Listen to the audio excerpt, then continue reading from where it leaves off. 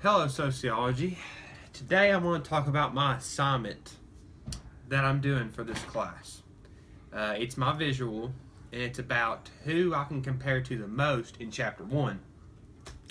And I have come to realize I compare the most with Auguste Comte. And let me give you a little bit of background knowledge about Auguste Comte. It's just an interesting fact. It's not a lot of background knowledge, but it's something.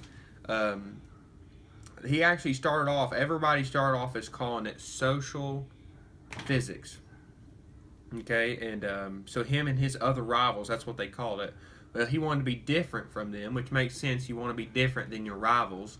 So he created sociology, which is what we call it today. And it was really interesting how, someone born in 1798 and went to 1857 created a word that we still use today, every day. Very interesting. One thing that I can relate with him on is whenever he, come up with the answer, it was all scientifically based and based on logic. He didn't, um, guess on anything like that. He always had facts to back it up and scientific knowledge on it. He didn't, go assuming anything or anything like that. Um, my next point I'm going to make is going to be a sociology standpoint. So, in his mind, sociology was a science after physics, chemistry, and biology. And I agree, it is a science. I mean, there is definitely a science in telling, like actions and stuff of a group of said people. Um, Another point he made about it is he said it's the most complex, which I can very well agree with it because it's a hard subject in class. It's really a hard subject to grasp.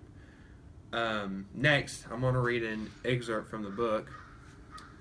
Let's see, let me find it real quick. It's up here.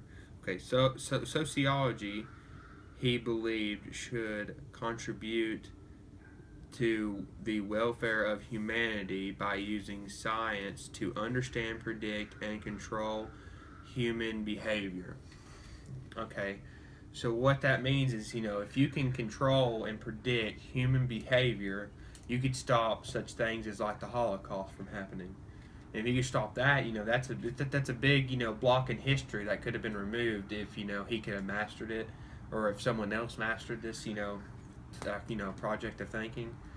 Just imagine the world and what could be different. Like, we could have went without doing some wars that were not necessary. It would just help the world out a lot more if we could understand, what he was thinking more. If you can understand more, like you don't know. Okay, so like the last point I'm going to make is he is a word that he pioneered, which is functionalism.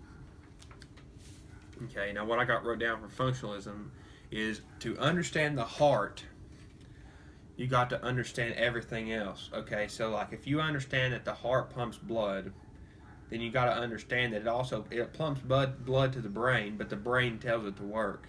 So without the brain, you wouldn't be living. But I mean, you might still have a heart that can pump, but if you don't have a brain telling it to pump, it's not going to pump any blood.